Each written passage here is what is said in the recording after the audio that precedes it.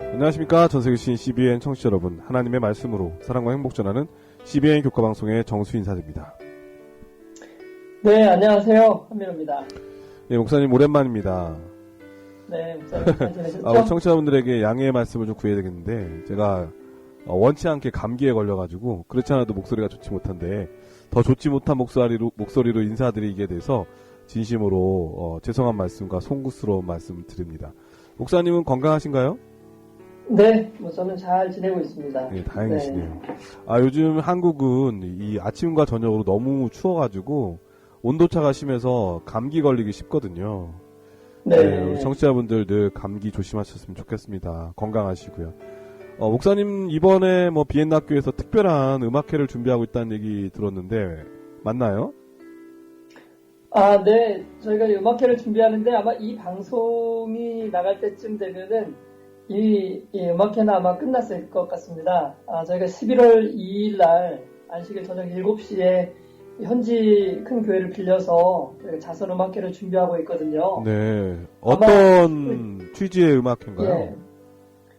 제림마을의 기사를 보신 분들도 계실 텐데요. 사랑의 고리 그 기사에 보면은 김주원 어린이에 대한 기사가 있습니다. 백혈병 때문에 투병하고 있는 우리 어린이잖아요. 네, 맞습니다. 우리 주원 군이 2015년도에 백혈병 확정 판정을 받았는데요. 한국에서 여러 번 이제 백혈병이 재발을 해서 더 이상 한국에서 치료를 받지 못하고 이제 최근까지 독일 프랑크푸르트에 와서 이제 치료를 받고 있었어요. 그래서 얼마 전에 저희도 좀 가서 방문을 했는데요.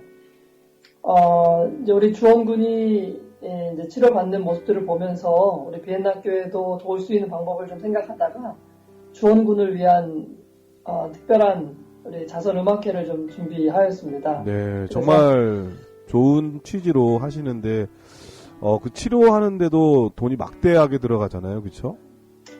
네, 독일인이 아니다 보니까 외국인으로서 독일에 와서 치료받는 것이 아마 이렇게 좀 쉽지는 않은 것 같습니다. 그래서 방송을 좀 들으시는 분들도 우리 주원군에 대해서 좀 관심을 가져주시고 또 제림마을에 이제 후원 계좌가 올라와 있더라고요. 네. 그래서 좀 원하시는 분들은 좀 함께 후원하면서 장기간 지금 백혈병 치료를 받고 있는데요. 사실 지난주에는 그 프랑크푸르트에서 받고 있었던 치료도 성공하지 못했다는 이야기를 저희가 듣고 네. 다시 이제 한국으로 돌아가게 됐다는 소식을 접하게 되었습니다. 그래서 여러분들께서 기도하시고 함께 좀 후원할 수 있는 방법들을 찾으면 우리 주원군에게 큰 힘이 되지 않을까 생각이 드네요. 예, 우리 8살이라고 그랬잖아요, 그렇죠?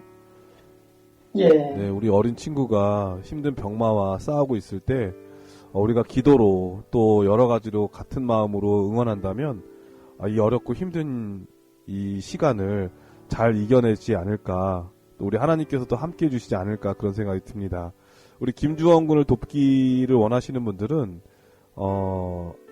그 사단법인 아드라 코리아 계좌인데요. 우리은행 1005-502-054487 다시 한번 말씀드리겠습니다. 우리은행 1005-502-054487로 이렇게 도와주시면 그래도 우리 이 부모님께서 주원구 부모님께서 우리가 이렇게 함께 응원하는구나 라는 마음 때문에 더 용기를 갖고 힘있게 이 병마와 싸워가지 않을까, 또 우리 주원군도 힘이 되지 않을까 그런 생각이 듭니다. 아무쪼록 우리 청취자분들의 열렬하고 뜨거운 기도를 부탁드리도록 하겠습니다. 자, 오늘은 제 6과인데요. 제목이 말씀 낭독입니다. 먼저 기억절 말씀 읽어드리겠습니다. 하나님의 율법책을 낭독하고 그 뜻을 해석하여 백성에게 그 낭독하는 것을 다 깨닫게 하니. 느헤미야 8장 8절 말씀이었습니다. 자, 이번 교과의 제목은 말씀 낭독인데요. 어떤 말씀인가요? 네, 예루살렘의 중건령은 이제 총 3번에 걸쳐서 내려졌죠. 첫 번째가 고레스 왕 때였고, 두 번째가 다리오 왕 때, 그리고 세 번째가 아닥사스다 왕 때였습니다. 그래서 세 번째 조서를 내릴 때에 백성을 이끌고 예루살렘으로 돌아온 사람이 바로 에스라였다는 것 우리가 이미 다 공부해 봤는데요. 이 에스라는 학사 에스라로 불릴 만큼 학식이 있고 또 말씀에 능통한 사람이었습니다. 에스라가 이스라엘로 돌아온 지 약 13년이 지난 후에 그 뒤를 이어서 또 돌아온 사람이 있었는데 바로 느헤미야였습니다. 느헤미야는 산발락과 도비아의 강력한 반대에도 불구하고 52일 만에 무너졌던 예루살렘 성벽을 완공하게 되었습니다. 이로 인해서 예루살렘은 이제 적으로부터 보호받을 수 있는 환경 아래 이제 있을 수 있게 되었고요. 또 예루살렘의 재건 사업은 더욱 박차를 가할 수 있게 되었습니다. 그런데 이렇게 에스라와 느헤미야는 성벽이 완공된 이후에 그들의 시선을 이제는 영적인 부흥에 돌렸습니다. 왜냐하면요, 진정한 예루살렘의 재건 혹은 회복은 단순히 어떤 성전이나 성벽을 완공하는 것이 아니라 바로 개인의 신앙을 바로 세우는 것이 되어야 하기 때문이죠.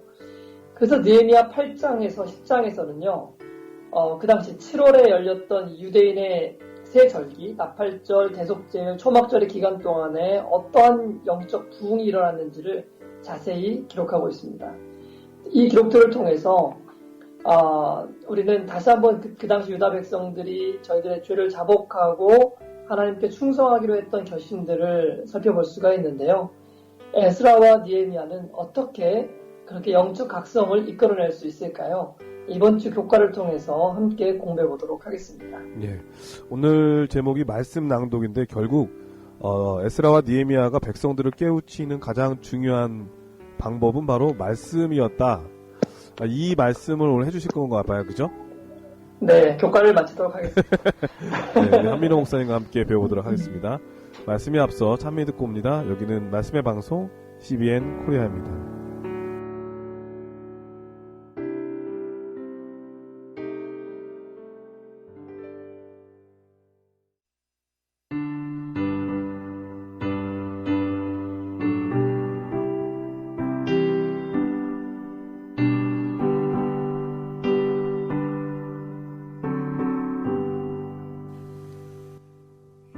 세상에 근심된 일이 많고 참 평안을 몰랐구나.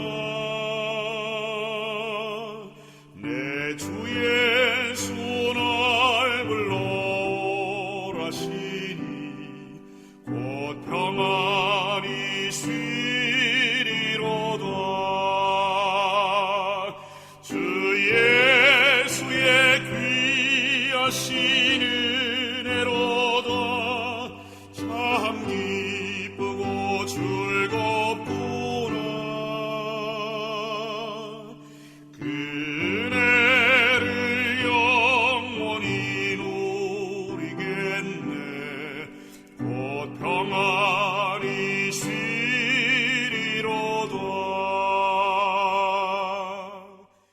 예, 찬미 잘 들었습니다. 1월 소지는 백성들이 모임이라고 하는 제목인데요. 어떤 말씀인가요? 네, 먼저 기억절 성경 구절 말씀 읽어드리겠습니다. 느헤미야 8장 1절로 2절의 말씀입니다. 이스라엘 자손이 그 본성에 거하였더니 7월에 이르러는 모든 백성이 일제히 수문 앞 광장에 모여 학사 에스라에게 여호와께서 이스라엘에게 명하신 모세의 율법책을 가지고 오기를 청하매 7월 1일에 제사장 에스라가 율법책을 가지고 남자 여자 무릇 알아들을 만한 회중 앞에 이르러. 네, 7월 1일은 나팔절입니다. 나팔절은 7월 10일 앞으로 9일 후에 있을 대속제를 위해 준비시키는 그런 나팔을 불어 준비시키는 그런 절기인데요. 대속제일이 끝나면 7월 15일부터 8일 동안 이스라엘 백성들은 초막절의 절기를 지키도록 되어 있었습니다. 그러니까 나팔절과 대속제일 그리고 초막절은 이렇게 후반기에 있었던 한 세트의 세 개의 절기인 것이죠. 느헤미야 8장 2절은요. 에스라가 7월 1일에 그러니까 나팔절에 회중 앞에 나왔다고 기록하고 있습니다. 그리고 백성들은 이 성전에 함께 모였는데요. 이때 에스라는 율법을 낭독하였다라고 기록하고 있습니다. 여기서 율법이라고 말하는 것은 모세 오경을 말하는 것입니다. 7월 1일에만 읽은 것이 아니고요. 그 다음 날에도 그리고 그 다음 날에도 계속해서 읽었습니다. 7월 10일에는 대속죄일이 성스럽게 거행되었고 그 이후에 7월 15일부터 초막절로 모였는데도 그때도 여전히 계속해서 율법을 낭독하였습니다. 전 절기 기간 동안에 그렇게 하였던 것입니다. 그리고 그 7월 15일부터 시작됐던 초막절 절기에는 그동안 지켜지지 않았던 관습, 그러니까 원래는 초막절에는 나뭇가지, 감람나무나 종려나무 이런 여러 가지 나뭇가지들을 가져다가 예루살렘 주변에 초막을 짓고 절기를 지키는 것이 하나님의 명령이었는데 오랫동안 그런 명령이 지켜지지 않았었습니다. 그런데 이 에스라엘 시대 때 이 명절이 다시금 부활되어서 지키게 되었던 것이죠. 그래서 사람들은 계속해서 되어지는 율법의 낭독의 말씀을 듣고 나뭇가지로 만든 초막에 거하면서 과거 광야 시대를 회상하고 그들이 인도하신 하나님을 회상하는 그러한 절기를 보냈던 것입니다. 그런데 이 초막절의 행사의 가장 하이라이트는 뭐였냐면요. 신명기 31장 10절 13절에 모세는 하나님을 통해서 다음과 같이 기록하고 있습니다. 그들에게 명하여 이르기를 매 7년 끝에 곧 정기 면제년의 초막절에 온 이스라엘이 내 하나님 여호와 앞 그 택하신 곳에 모일 때에 이 율법을 낭독하여 온 이스라엘로 듣게 할지니 곧 백성의 남녀와 유치와 내 성 안에 우거하는 타국인을 모으고 그들로 듣고 배우고 내 하나님 여호와를 경외하며 이 율법의 모든 말씀을 지켜 행하게 하고 또 너희가 요단을 건너가서 얻을 땅에 거할 동안에 이 말씀을 알지 못하는 그들의 자녀로 듣고 내 하나님 여호와 경외하기를 배우게 할지니라. 네, 그러니까 이 초막절 절기, 나팔절, 대속절, 초막절로 이어지는 이 절기 가운데서 하나님께서 명령하신 것은 무엇이었냐면 율법의 말씀을 낭독하여서 사람들로 하여금 여호와를 경외하게 하며 율법의 말씀을 지켜 행하게 하는 것이 목적이었던 것입니다. 그래서 아주 오랫동안 이 지켜지지 않았던 이 절기들이 회복이 되면서 사람들은 예루살렘 성전에 모여서 초막을 짓고 하나님의 말씀, 낭독되어지는 말씀들을 들었던 것이죠. 이렇게 초막절에 낭독되어진 이 말씀은 백성들에게 큰 감동으로 다가왔습니다. 그리고 회개와 개혁이 일어나는 계기가 되었던 것이죠. 그러므로 결과적으로 이 집회에 참석한 많은 사람들은요, 영적인 큰 유익을 누리게 되었습니다. 하나님께서는 이와 같이 우리가 이러한 종교 집회들을 통해서 유익을 얻기 원하시는데요. 그리스도의 선교봉사 197페이지에는 다음과 같은 기록이 있습니다. 가능한 한 모두 이러한 연례적인 모임에 참가하도록 하라. 하나님께서 이것을 우리 모두에게 요구하고 계신다는 것을 우리는 느껴야 한다. 하나님께서 우리를 하나님과 하나님의 은혜의 능력 안에서 굳세게 하기 위해서 마련하신 기회를 이용하지 않는 자들은 점점 연약해지며 하나님께 헌신하고자 하는 마음이 점점 적어질 것이다. 네, 하나님께서는 이스라엘 백성들에게 7대 절기를 주심으로 인해서 1년 내내 종교적인 회집을 통해서 정기적으로 모이도록 하셨거든요. 뿐만 아니라 안식일 예배라든지 기타 여러 가지 종교적인 모임을 통해서 그들의 신앙을 잃어버리지 않도록 하나님께서는 이런 기회들을 제공해 주신 것입니다. 이와 같이 오늘날 우리들도요. 예를 들면 장막부흥회라든지 주말부흥회라든지 기타 여러 가지 종교 행사들이 많이 있는데 이런 곳에 참여함으로 우리가 하나님을 다시 한번 되새기고 하나님의 말씀을 기억하는 것은 우리의 신앙에 매우 큰 유익이 된다는 것입니다. 그래서 오늘 이 말씀처럼 이렇게 유익이 되는 이런 종교 집회를 우리가 거르지 말고 열심으로 참석해서 하나님의 말씀을 듣고 또 교회 예배 시간이나 기도회 혹은 다양한 말씀 집회를 통해서 우리에게 필요한 그런 영적 힘들을 얻는 우리 모두가 되었으면 좋겠습니다. 예, 1월 소지는 백성들이 모임이라고 하는 제목인데 특별히 말세가 다가올수록 모이기를 패하는 어떤 자들과 같이 말고 더욱 모이기를 힘쓰는 자들이 되라고 하나님께서 말씀하셨잖아요. 사실 네. 신앙의 기본은 신앙 집회에 자꾸 참석하는 거잖아요. 네. 마음이 멀어지면 참석도 멀어지게 되거든요. 그래서 진정한 신앙을 유지하기 위해서는 매주마다 제공되는 저녁 집회와 안식일 집회에 빠짐없이 참석하는 것도 매우 중요하리라고 생각합니다. 사실 사단은 우리를 너무 바쁘게 하잖아요. 끊임없이 네, 일거리를 맞아요. 만들거든요. 그러니까 일을 핑계를 대다 보면은 당연히 못 가요. 어떤 면에서 더 자주 못 갈지도 모르겠습니다. 그럼에도 불구하고 가장 내 삶의 우선순위는 하나님이다. 그리고 말씀을 듣는 것이다. 라는 굳은 결심을 가진다면 그 바쁜 중에도 하나님의 말씀을 통해서 신앙을 유지할 뿐 아니라 하고자 하는 사업도 또 원하는 일들이 또 잘 되리라고 생각되었습니다. 말씀의 우선순위를 두는 여러분 되시기를 간절히 축원합니다. 월요일 서두는 율법을 읽고 들음이라고 하는 제목인데요. 어떤 말씀인가요? 네, 먼저 말씀 읽어드립니다. 느헤미야 8장 3절에 있는 말씀입니다. 수문 앞 광장에서 새벽부터 오전까지 남자 여자 무릇 알아들 만한 자의 앞에서 읽음에 뭇 백성이 그 율법책에 귀를 기울였는데. 네, 이미 얘기했지만 에스라가 읽은 말씀은 모세오경이었을 것입니다. 모세오경은 특별히 유대인들에게 있어서 매우 중요한 책이었습니다. 왜냐하면은 단순히 세상의 창조와 범죄 역사가 기록이 되어 있기 때문이 아니라 그들의 정체성, 하나님의 선민으로서의 정체성을 가장 확실하게 말해주고 있는 책이기 때문에 그렇습니다. 아브라함을 부르시고 애굽에서 건져내시고 모세를 통해 선민으로서의 언약을 체결한 그들의 역사가 가장 잘 선명하게 담겨있는 책이 바로 모세오경입니다. 그런 하나님과의 언약 가운데서 그들이 하나님 앞에 어떤 부분에 신실해야 했는지를 명확하게 기록하게 하고 있는 책이 바로 모세오경인 것이죠. 네, 그리고 또 만약 이스라엘 백성 에스라는 또 아론의 16대 자손이잖아요. 맞습니다. 예, 모세와 또 같은 제사장이었죠. 레위인이었잖아요. 그렇기 그렇죠. 때문에 이 모세의 오경은 자신의 뿌리를 다시 한번 되새길 수 있는, 그야말로 목사님 말씀하신 대로 정체성을 확인할 수 있는 족보 같은 책이에요. 그죠? 맞습니다. 특별히 이스라엘 백성들에게 있어서 너무나도 중요한 책이었던 거죠. 그래서 이 모세오경의 말씀은 사실 이스라엘 백성들이 명확하게 순종하고 지키도록 하나님께서 주신 말씀인데, 만약 그들이 그렇게 하였더라면 세상의 위대한 민족이 될 수 있었을 것이며 세상은 예수님의 오심을 더욱 기다리면서 준비할 수 있었을 것입니다. 그러나 안타깝게도 그들은 그들에게 맡겨진 그 일에 실패한 것처럼 보였습니다. 에스라 시대엔 더욱더 그렇게 보였죠. 뿐만 아니라 오랜 포로 생활과 이방인들과의 자폰으로 인해서 이제 그들에게 율법의 말씀은 거의 이제 희미해져 버렸던 그런 상태였던 것이죠.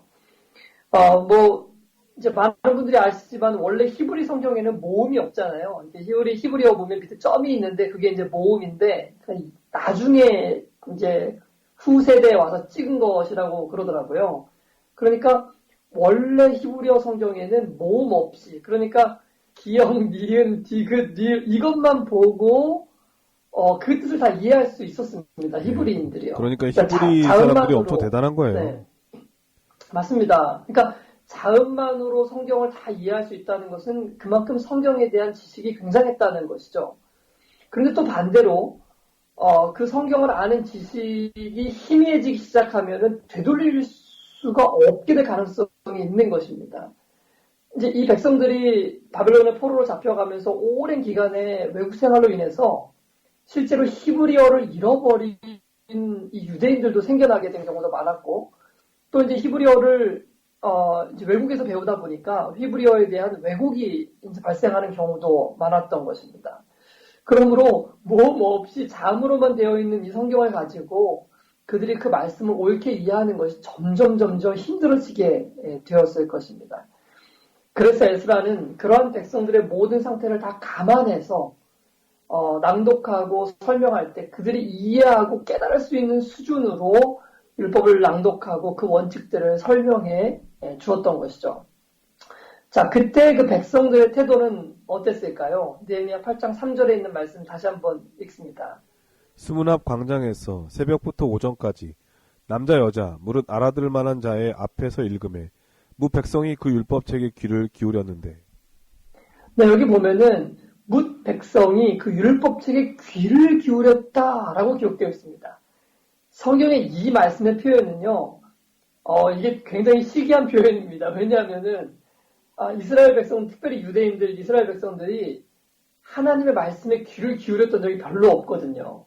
항상 귀뚱으로만 들었었는데, 이 당시에 이 에스라가 하나님의 말씀을 낭독할 때, 온 백성들이 정말 귀를 쫑긋 세우고, 하나님의 그 율법의 말씀을 듣기 위해서 그곳에 함께 모여 있었던 것입니다. 이것은 우리에게 성경을 대하는 우리의 태도가 어때야 하는지에 대한 중요한 교훈을 주고 있습니다. 언제든지 회개나 부흥 같은 사건들이 하나님의 백성들에게 임할 때는 반드시 하나님의 말씀에 귀를 기울이는 태도가 선행되고 있을 때가 그렇습니다. 이스라엘 백성들이 멸망을 당하고 또 나라를 잃고 떠돌았던 이유가 무엇이었을까요? 그것은 그들이 하나님의 말씀을 버리고 그 말씀을 청종하지 않았기 때문이었습니다. 13년 전에 에스라가 고국으로 돌아오기로 결심하였던 것은 바로 백성들에게 이 하나님의 율법을 가르쳐야 되겠다라고 결심했기 때문이었습니다. 그래서 지난 13년 동안의 수고의 결과로 많은 백성들이 이제 하나님의 말씀에 대한 관심과 또 이것을 듣고자 하는 열망들이 생겨나게 되었던 것이죠. 그래서 영적 부흥은요, 언제든지 하나님의 말씀으로 시작된다는 것을 우리가 기억해야 할 것입니다. 요시아 왕 때도 율법책이 발견되면서 그 율법책을 낭독하면서 개혁이 시작되지 않았습니까? 루터의 종교개혁도 그 쇠사슬에 묶여 있었던 그 하나님의 말씀을 루터가 읽기 시작하면서 시작되었고요. 윌리엄 밀러 때도 재림 운동이 하나님의 말씀에서부터 시작되었다는 것을 우리가 다 알고 있습니다. 이것은 오늘도 동일한 진리입니다. 그러므로 우리가 하나님의 말씀에 깊은 관심을 가지고 그 말씀에 귀를 기울이는 것이 정말 얼마나 필요한 일인지 우리가 다시 한번 깊이 생각해 봐야 할 것입니다. 목사님도 우리가 이제 설교를 하다 보면은 참, 이렇게 청중들과 대하지 않습니까? 이렇게 청중들의 얼굴과 눈빛과, 이 모습을 보면서 설교를 하는데 가장 마음이 아플 때는, 이 하나님의 말씀이 전달되고 있는 시간의 때에 하나님의 말씀에 전혀 관심을 가지지 않는 분들의 눈빛을 보게 될 때, 제설교라서가 아니라, 그때가 참 마음이 아프다는 생각이 되게 많이 드는데요. 우리 사랑하는 CBN 청취자 여러분, 누가 설교해서가 아니라, 정말 우리가 하나님의 말씀에 귀를 기울이고 관심을 가질 수 있는 우리 모두가 되었으면 좋겠습니다. 마지막 때에도 주님께서 오시기 전에 놀라운 부흥이 있을 것임을 성경은 이야기하고 있는데요. 그 부흥은 어떻게 일어나게 되는 것일까요? 그때도 또한 이 말씀으로부터 그 부흥이 시작될 것입니다. 말씀에 귀를 기울이고 그 말씀을 듣는 사람들로부터 그 부흥의 역사가 시작될 것입니다. 우리 모두 그 역사에 또 그 부흥에 동참할 수 있도록 말씀에 귀를 기울이는 우리 모두가 되었으면 좋겠습니다. 네, 월요일 서지는 율법을 읽고 들음이라고 하는 제목이었는데요. 사실 우리 청취자분들이 일상생활하고 또 교회에 오면은 얼마나 피곤합니까? 정말 네. 열심히 듣고 싶어도 때로는 피곤해서 졸릴 네. 때도 있고 주무실 때도 있어요. 그런데 앞으로 끄떡끄떡 주무시는 건 괜찮은데 뒤로 고개를 뒤로 제껴서 주무시는 거는 조금 불안해 보여요. 설교하시는 분. 저러다가 걱정되거든요. 그러니까 좀 졸더라도 이렇게 앞으로 주시는 건 괜찮은데 너무 이렇게 뒤로 제끼거나 옆으로 아니요 하시는 거는 조금 자제해 주셨으면 좋겠다는 생각이 들고 그냥 드리는 말씀이었고요. 무엇보다도 사실은 이 성경만 이렇게 계속 읽으면 되게 지루하지 않을까 하는 걱정하시는 분 계시잖아요. 근데 사실 저도 예전에 성경 통독 수련회를 간 적이 있었거든요. 딱 갔더니 이 빠른 성경으로 읽는 걸 갖다가 테이프를 틀어주고 눈으로 계속 따라 읽는 거예요. 되게 지루할 것 같았거든요. 와, 그런데 2박 3일 동안 순식간에 성경 말씀을 읽는데 읽고 나면은 끝나고 나면은 정말 뿌듯하고 마음에 뭔가 감동이 일어나고 이러한 느낌이 언제 들었나 싶을 만큼의 새로움이 있거든요. 우리 청취자분들 하나님의 말씀은 살아 운동력 있어 정말 예리한 이 칼처럼 우리 마음을 쪼개기까지 하거든요. 여러분 한번 도전해 보시기를 바랍니다. 도전해 보시면 이래서 성경을 읽으라고 하는구나 라는 것을 느낄 수가 있을 거라는 생각이 듭니다. 화요일 소지는 말씀을 읽고 해석함이라고 하는 제목인데요. 어떤 말씀인가요? 그날 나팔절에 에스라는 이제 특별히 제작한 나무 강단 위에 올라섰는데요. 아마도 성경 낭독을 위해서 특별히 제작한 단상이었을 것입니다. 그곳에서 에스라는 새벽부터 정오까지 낭독하였다라고 기록하고 있습니다. 아마도 에스라 혼자서 낭독을 하지는 않았을 것 같고요. 성경에 보면은 에스라 옆쪽에는 마띠다와 스마와 아나냐와 우리야와 힐기야와 마아세가 있었고요.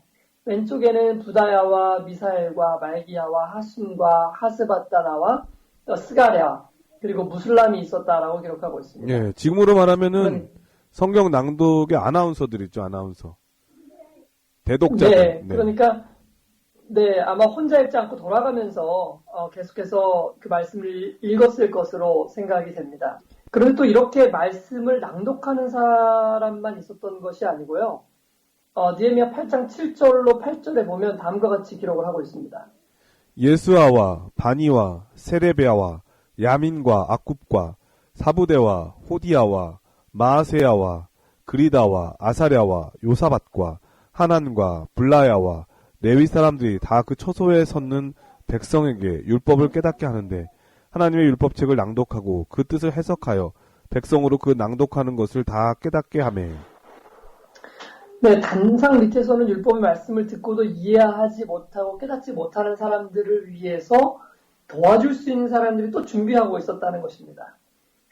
굉장히 이렇게 계획적으로 준비를 했던 것 같다는 생각이 들어요. 그래서 그것에 모인 사람들 중에는 히브리어를 잘 이해하지 못하는 사람들도 있었을 것이고 또한 모세 의경의 의미를 듣고서도 이해하지 못하는 사람들도 있었을 것입니다. 그래서 단상 밑에는 이러한 사람들에게 성경을 풀어서 개인적으로 이해할 수 있도록 도와줄 사람들이 대기하고 있었다는 것을 성경은 이야기하고 있는 것입니다. 이것은 정말 중요한 부분이라고 생각이 됩니다. 왜냐하면 성경은 무조건 낭독만 한다고 그냥 따라 읽는다고만 다 되는 것은 아니라고 생각을 합니다. 중요한 것은 100번을 읽었던 1000번을 읽었던 그 말씀을 깨닫고 이해하게 될 때 그때 비로소 우리의 심령 가운데 감동과 기쁨과 또 찬양의 마음들이 생겨나게 되는 것이죠. 그래서 그 청중 아래에서는 그 낭독하는 사람들 아래에서는 청중들이 그 말씀을 바르게 이해할 수 있도록 돕는 역할을 해주는 사람들이 대기하고 있었다는 걸 성경은 이야기해주고 있는 것입니다. 저는요, 낭독하는 것도 중요하지만 이 역할, 돕는 역할을 하는 것은 더 중요한 것이라고 생각을 합니다. 그래서 하나님께서는 빌립에게 이러한 역할을 하도록 그를 이디오페아 네시아에게 인도하지 않으셨습니까? 우리 주변에 보면은 하나님의 말씀을 알고 싶어 하는 사람들이 의외로 많습니다. 그런데 어디에 가서 이 말씀의 도움을 받아야 할지, 이것을 올바로 깨달을 수 있도록 가르쳐 줄 수 있는 사람이 있는지 찾고 있는 사람들이 의외로 많이 있는 것을 보게 됩니다. 그래서 누가 그 일을 해야 될 것이며 누가 그 일을 위해 준비해야 하겠습니까? 바로 우리 재림교인들이 그 일을 위해서 준비가 되어야 하지 않겠습니까? 우리 재림교인들만큼 성경에 대한 바른 이해와 진리를 설명할 수 있는 사람들이 또 어디에 있겠습니까? 만일 그날 그 낭독이 이어졌을 때 밑에서 그렇게 돕는 사람들이 있지 않았다면은 그 말씀을 올바로 이해하고 깨닫는 사람들이 아마 현저하게 적지 않았을까 생각이 듭니다. 우리 모두가 이 일을 위해서 준비되어서 하나님의 말씀을 듣고 하나님을 깨달아 알 수 있도록 돕는 일에 최선봉에 설 수 있는 우리 모두가 되었으면 좋겠습니다. 네, 화요일 써지는 말씀을 읽고 해석함이라고 하는 제목이었는데요. 사실 진짜 하나님의 말씀을 쉽고 그리고 이해하기 쉽게 가르쳐 주는 것은 정말 중요한 것 같다는 생각이 듭니다. 우리가 좀 전에 읽었다시피 이름도 되게 어려워요. 느헤미야에 있는 이름들 정말 어렵잖아요. 제가 네. 읽어드린데도 너무 어렵는데 세레비아와 호디아와 사부대와 막 되게 어려워요. 근데 이런 사람들이 어려운 분 이름은 어려웠는데 이분들이 다 성경을 쉽게 해석해 주신 분들이라는 얘기잖아요. 네, 그렇죠. 네, 훌륭한 분들이에요. 사실 우리 교과 방송을 하게 된 이유는 교과가 어렵다 그래서 쉽게 해설을 하기 위해서 저희가 방송을 하고 있는데 그 취지와 어긋나게 우리가 더 어렵게 가르치면은 이거 큰일 나잖아요. 근데 사실은 그 가르치는 사람은 쉽게 가르치려면 정말 많이 연구하고 준비를 많이 해야 되거든요.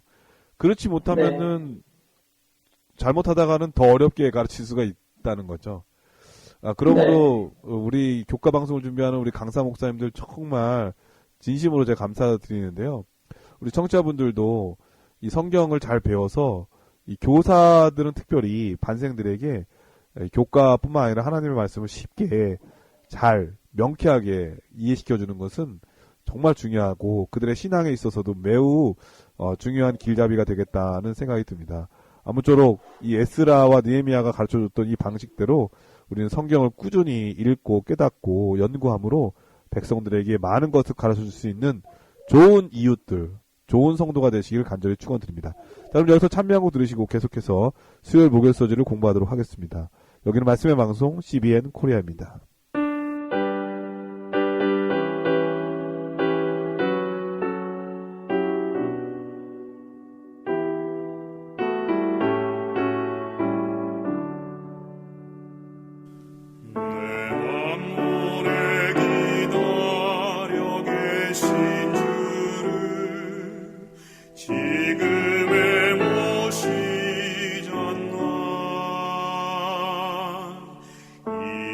세상에 무엇이 막으리요 왜 주께 대답하나 전에도 항상 기다리셨고 또 지금도 기다리네 내 마음의 문 열기 원하시며 만물에 서 계시네. 예, 수요일 서지는 백성들의 반응이라고 하는 제목입니다. 어떤 반응이었나요? 네, 이렇게 에스라가 성경을 낭독해주고 또 사람들에게 또 주변에 또 그 의미를 설명해주는 사람들이 함께 도왔을 때 그때 유대 백성들에게 어떤 반응이 일어났는가? 느헤미야 8장 8절로 9절은 다음과 같이 기록하고 있습니다. 하나님의 율법책을 낭독하고 그 뜻을 해석하여 백성으로 그 낭독하는 것을 다 깨닫게 하며 백성이 율법의 말씀을 듣고 다 우는지라. 네, 백성들이 창세기와 출애굽기, 레위기, 민수기 그리고 신명기의 내용들을 쭉 다 듣게 되었을 때 그들은 세상의 죄가 어떻게 시작되었는지 그리고 그 결과로 죽음이 찾아오게 된 것 그리고 하나님의 선하심으로 예수 그리스도를 약속해 주신 것을 더욱 선명하게 깨닫게 되었던 것입니다. 뿐만 아니라 그 메시아에 대한 약속을 성취하기 위해서 우리 민족을 세우셨다는 것을 확실히 이해하게 되었던 것이죠. 그리고 그것을 위해서 언약을 맺으심으로 하나님의 백성으로서의 역할을 감당하도록 본인들을 부르셨다는 것을 다시 한번 깨닫게 된 것입니다. 그럼에도 불구하고 우리 백성들이 우리가 하나님의 언약을 저버리고 하나님과의 약속을 지키지 않았을 뿐만 아니라 하나님의 자비하심과 선하심에도 불구하고 악을 행하며 불순종하였다는 것을 그들은 비로소 확실히 이해하게 되었던 것이죠. 그리하여 그들은 그곳에서 말씀을 듣는 중에 그들이 얼마나 큰 죄악 가운데 빠져 있었는지를 깨닫게 되었고 그리고 비로소 큰 소리로 울게 되었던 것입니다. 이것은 그 당시에 그들의 회개가 얼마나 진실되고 신실한 것이었는지를 보여주는 것인데요. 사실 이렇게 사람들이 함께 모두 모여 있는 그런 자리에서 나이가 많은 사람들이 함께 울면서 자신의 죄를 탄식한다는 것, 그것은 결코 쉬운 일이 아닙니다. 그것은 정말 그들이 진심으로 자신의 죄를 깨닫고 겸손히 하나님 앞에 자복하였다는 것을 보여주고 있는 것입니다. 그들의 심령 가운데 진실한 회개가 일어나고 있었던 것이죠. 그러자 에스라는 그들에게 다음과 같이 말하였습니다. 느헤미야 8장 9절의 말씀입니다. 백성이 율법의 말씀을 듣고 다 우는지라. 총독 느헤미야와 제사장 겸 학사 에스라와 백성을 가르치는 레위 사람들이 모든 백성에게 이르기를 오늘은 너희 하나님 여호와의 성일이니 슬퍼하지 말며 울지 말라 하고. 네, 에스라는 울고 있는 사람들에게 울지 말라라고 이야기를 합니다. 성경은 참 이상한 책이죠. 왜냐하면은 자신의 죄를 깨닫지 못하고 울지 않는 사람들에게는 슬퍼하며 자신의 죄를 깨닫고 울라고 명령을 합니다. 그런데 이미 자신의 죄를 깨닫고 슬퍼하며 우는 사람들에게는 오히려 울음을 그치고 용서받은 것에 대한 기쁨과 감사를 표현하라라고 이야기하고 있는 것입니다. 그러니까 기쁨과 용서는 참으로 자신의 죄를 깨닫고 깊은 회개의 심령을 가진 사람들만이 누릴 수 있는 축복이자 또 선물인 것입니다. 그러므로 오늘 우리도 이런 동일한 경험 안으로 들어가야 할 것입니다. 우리가 주님 안에서 참된 기쁨과 평안과 행복을 누리기 원한다면 먼저 우리의 죄됨을 깊이 인식하고 깨닫는 그 과정이 먼저 선행되어야 하는 것입니다. 그리고 그럼에도 불구하고 나의 죄를 용서하시고 받아주시는 하나님의 큰 사랑을 우리가 누릴 수 있어야 하는 것이죠. 그러므로 그리스도 안에서 누리는 참된 기쁨에는 반드시 죄에 대한 깨달음과 또 겸손이 동시에 수반될 수밖에 없는 것입니다. 이러한 기쁨, 또 이러한 반응, 이러한 죄에 대한 깨달음, 그리고 겸손, 이러한 모든 것들이 우리의 삶 가운데 늘 항상 있게 되기를 바랍니다. 네, 쓰여져지는 백성들의 반응이었습니다. 하나님의 말씀을 들은 백성들의 마음에 감동이 있자 눈물이 나온 거죠. 이 네. 울음이라고 하는 것은 참 보석 같은 거예요. 네. 너무 마음 아파도 울지만 너무 기뻐도 울고 너무 반가워도 울고 너무 행복해도 울잖아요. 맞아요. 그러니까 하나님의 말씀이 살아 움직여서 우리 마음에 감동을 주면 우리 마음에 정말 이 형용할 수 없는 눈물을 흘리게 되고 또 기쁨의 눈물을 흘리게 되거든요. 근데 이렇게 반응을 할 수 있다고 하는 것은 참 축복인 것 같아요. 이렇게 좋은 일이 있는데도 네, 하나님 말씀이 우리 네. 마음에 있는데도 무덤덤하고 감각이 없고 반응이 없다면 그것은 정말 불행한 일이잖아요. 네, 맞습니다. 성령의 도우심을 통해서 우리가 정말 마음이 예민해져서 작은 것에도 감사하고 하나님 말씀 하나하나에도 깊이 이 마음에 와닿아서 죄를 깨닫고 자복하고 또 용서받은 기쁨을 깨달을 수 있다면 그 사람은 정말 행복자가 아닌가 그런 생각이 들었습니다. 자, 목요일 소지는 여호와께서 주시는 기쁨이라고 하는 제목인데요. 어떤 말씀인가요? 네, 백성들이 이와 같이 참된 회개의 기초에서 죄를 슬퍼하고 울고 있을 때 에스라와 더불어 느헤미야는 다음과 같이 이야기를 합니다. 느헤미야 8장 10절의 말씀입니다. 미안해 목사님 다시 할게 잠깐만. 예, 목요일 소지는 여호와께서 주시는 기쁨이라고 하는 제목인데요. 어떤 말씀인가요? 네, 백성들이 이와 같이 참된 회개에 기초하여 죄를 슬퍼하며 울고 있을 때 에스라와 더불어 느헤미야는 다음과 같이 말하였습니다. 느헤미야 8장 10절의 말씀입니다. 느헤미야가 또 이르기를 너희는 가서 살찐 것을 먹고 단 것을 마시되 예비치 못한 자에게는 너희가 나누어 주라. 이나는 우리 주의 성일이니 근심하지 말라. 여호와를 기뻐하는 것이 너희의 힘이니라 하고. 네, 느헤미야는 가서 살찐 것을 먹고 단 것을 마시라고 하였습니다. 원래 죄를 자복하고 회개할 때는 맛있는 것을 먹는 것이 아니라 금식하는 것이 맞죠. 그러나 회개가 참되다면 그 다음 해야 될 일은 하나님의 용서하심과 간합하심에 대한 기쁨을 누리는 것이 회개자의 의무인 것입니다.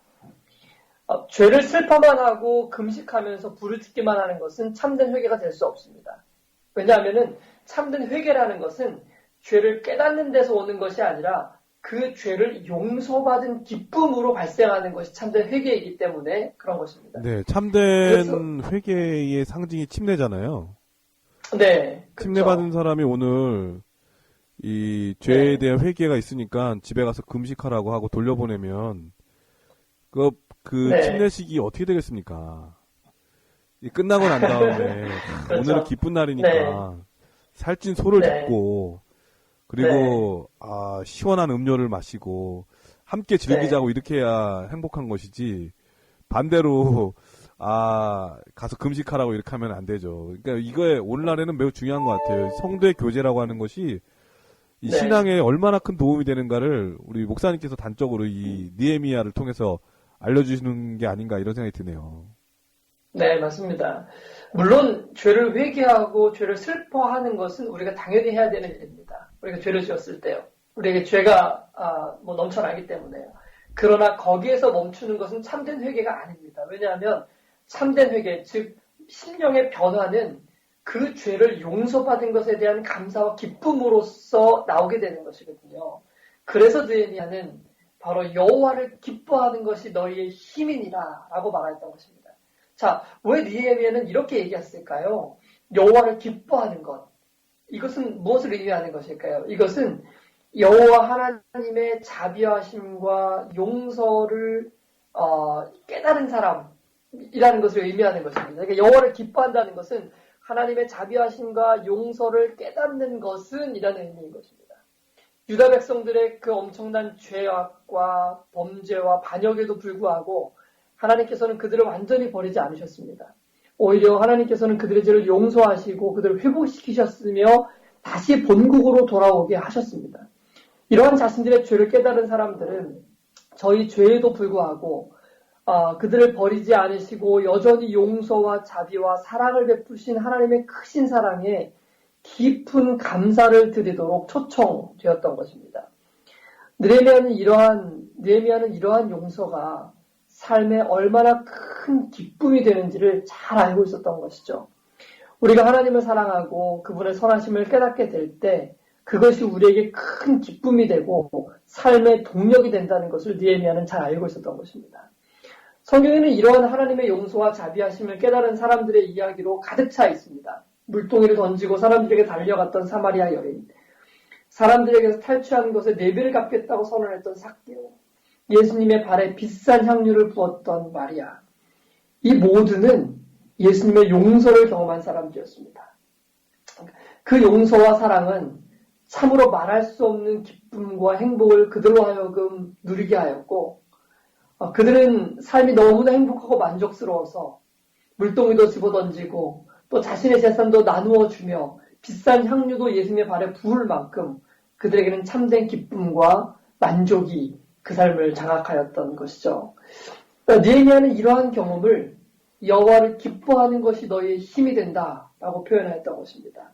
사랑하는 CBN 청취자 여러분, 오늘 우리 모두에게도 이러한 경험이 있게 되기를 간절히 바랍니다.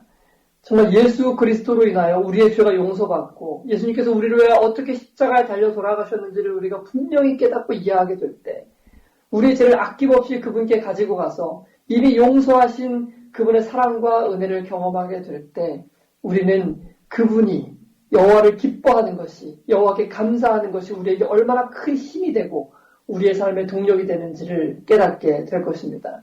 하나님을 사랑하고 참으로 기뻐하는 우리 모두에게 하나님은 진정한 힘이 되시기를 바랍니다. 예, 목요일 소지는 여호와께서 주시는 기쁨이라고 하는 제목인데요. 이 성경의 말씀처럼 여호와를 기뻐하는 것이 우리의 힘이라고 하는 것, 우리 목사님께서 잘 말씀해 주셨습니다. 근데 제가 이 부모가 돼 보니까 이 말씀이 어떤 말씀인지 더 마음에 와닿는데요. 예전에 한번 제가 이제 외국에 사경회를 간 적이 있었거든요. 그런데 이제 한 번은 자동차를 끌고 이렇게 다니다가 기름을 주유소에 넣었는데 기름을 넣으니까는 그 주유소에 있는 직원이 이 예쁜 모형 자동차를 선물로 저한테 줬어요. 우리 아이에게 뭐 선물을 사갈까 하다가 에이 이거 공짜로 얻었으니까 그냥 이 좋은 거라고 하면서 갖다 줘야지 하고 그냥 따로 선물을 안 사고 주유소에서 받은 그 모형 자동차를 집에 돌아와가지고 선물이라고 줬거든요. 네. 근데 아이가 너무 좋아하는 거예요. 너무 좋아하니까 사실 제가 부끄러웠어요. 그래서 그 다음 주에 사실은 장난감 가게 가서 그거보다 몇 배 더 큰 자동차를 제대로 하나 또 사준 적이 있었거든요. 이 작은 것에도 행복해하고 기뻐하면 부모 마음은 더 좋은 거, 더 큰 거 주고 싶거든요. 이 하나님 이름으로만 들어도 행복해하고 하나님 곁에 계신 것만으로도 기뻐하는 사람 볼 때 하나님께서 그것만으로도 족하니까 아무것도 안 해주시지 않는 분 아니잖아요. 하나님 때문에 기뻐하는 모든 사람에게 하나님께서 가지신 모든 것, 세상의 모든 것을 다 가진 하나님께서 못 줄 게 무엇이겠습니까? 그러므로 하나님을 기뻐하게 하는 것, 그것이 우리의 가장 큰 힘이 되는 것은 바로 하나님께서는 능력의 하나님이 되시기 때문이죠. 전능자시잖아요.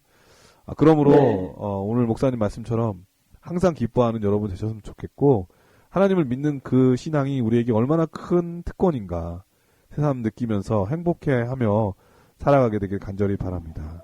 신앙은 즐겁게 하는 것이죠. 그리고 믿음 생활도 즐겁게 해야 된다고 생각합니다. 그래서 교회 갈 때에는 하나님 만나러 갈 때는 가장 환한 얼굴로 가장 예쁜 얼굴로, 가장 미소 짓는 얼굴로 다가간다면 주께서 더 기뻐하시지 않을까 생각되어집니다. 목사님께서 이번 교과를 간략하게 정리해 주시고 기도하고 마치도록 하겠습니다. 네, 우리는 이번 주 교과를 통해서 에스라와 느헤미야를 통하여 유다 민족의 영적 각성이 일어나고 있는 모습들을 살펴보았죠. 백성들이 죄를 뉘우치고 회개하게 된 것은 율법의 말씀을 낭독함을 통해서였습니다. 그들이 하나님의 말씀에 귀를 기울이고 말씀에 집중하게 될 때 참된 회개가 일어나게 되었죠. 그리고 그 뒤에 느헤미야의 말처럼 여호와를 기뻐하는 것이 힘이 되는 것을 경험하게 된 것입니다. 그렇습니다. 모든 부흥, 이것은 바로 말씀에서부터 시작된다는 것을 우리 모두가 정말 기억했으면 좋겠고요. 그런 부흥이 일어나게 될 때, 우리의 죄를 깨닫고 회개하고 자복하게 될 때 여호와를 기뻐하는 것이 우리의 힘이 된다는 것을 우리 모두가 삶에서 경험할 수 있으면 정말 좋겠습니다. 이스라엘 백성들은 범죄하여 나라를 잃고 정말 떠돌이 생활하며 고생하였지만 그들이 또 회개하고 돌아왔을 때 그들은 용서하신 하나님의 은혜에 감사할 수 있게 되었습니다. 오늘 우리의 삶도요, 하나님 안에서 용서를 경험하며 또 우리가 우리의 삶에 원동력이시며 또 하나님이 힘이 되신다는 것을 경험할 수 있으면 정말 좋을 것 같습니다. 그렇다면 바로 이 느헤미야의 고백, 여호와를 기뻐하는 것이 바로 나의 힘이 된다는 이 고백이 우리의 입술에서도 나올 수 있게 되기를 바랍니다. 예, 목사님의 기도로 교과를 마치겠습니다. 네, 은혜로우신 아버지 하나님, 참 감사합니다. 죄 많고 또 허점투성이인 저희를 버리지 않으시고 우리가 회개하고 돌아올 때마다 우리를 받아주시며 이미 용서하시고 또 우리를 온전케 하여 주시는 하나님의 은혜에 참으로 감사합니다. 하나님, 우리의 삶이 하나님으로부터 떨어져 메마름과 고통과 또 어려움 가운데 있다면 하나님, 우리가 마음을 비우고 주님께 죄를 자복하며 돌아갈 수 있는 우리 모두가 될 수 있도록 주님 도와주십시오. 아멘. 그 회개가 바로 말씀에서부터 시작될 수 있도록 도와주시고 그 말씀이 우리 심령 가운데 말씀하실 때에 순종하며 또 주님을 경험하는 우리 모두가 될 수 있도록 주님 도와주십시오. 아멘. 하나님, 이 시간 잠시 또 주원이를 위해서 기도합니다. 주원이와 주원이의 가족을 주님 기억하여 주십시오. 그들이 이제 프랑크푸르트에서 모든 치료의 소망이 없음을 깨닫고 다시금 한국으로 돌아가게 되었습니다. 한국에서도 주원이를 고칠 수 있는 방법을 찾지 못하였고 또 독일에서도 주원이를 고칠 수 있는 방법을 찾지 못하였습니다. 하나님, 이제 사람을 의지하여 할 수 있는 모든 방법들이 다 끊어짐을 보게 됩니다. 그러나 주님께서 여전히 살아계시고 여전히 창조주가 되시고 또 죽은 자도 살리실 수 있는 분임을 믿습니다.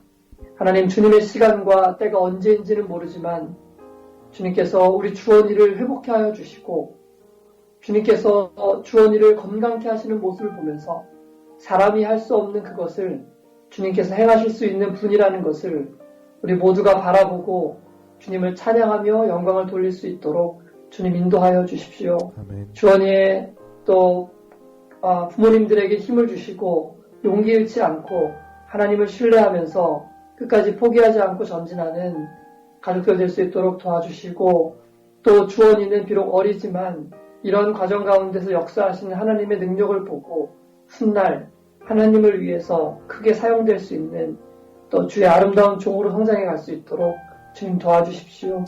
이 모든 역사 가운데 함께 하시는 주님의 은혜를 우리가 함께 보고 경험할 수 있도록 꼭 도와주시기를 예수님의 이름으로 기도합니다. 아멘. 아멘. 네, 전생에 계신 CBN 청취자 여러분, 우리는 예수님 안에서 다 한 형제요, 자매요, 가족이죠. 가족 중에 누군가 아플 때 함께 기도하고 낫기를 소망하면서 돕는 모습을 본다면 부모된 입장에서 얼마나 기쁘고 아름다운 모습이겠습니까? 우리 하나님께서 그렇게 봐주시라고 생각합니다. 열렬히 기도하고 함께 돕는 모습을 볼 때 하나님께서 기뻐하시고 놀라운, 우리가 생각지 못한 놀라운 기적이 있지 않을까 그런 생각이 듭니다. 이런 놀라운 기적을 고대하면서 여러분 많이 기대해 주시기 바라겠고요. 저희 다음 주에 더 좋은 모습으로 찾아뵙도록 하겠습니다. 안녕히 계십시오. 안녕히 계세요.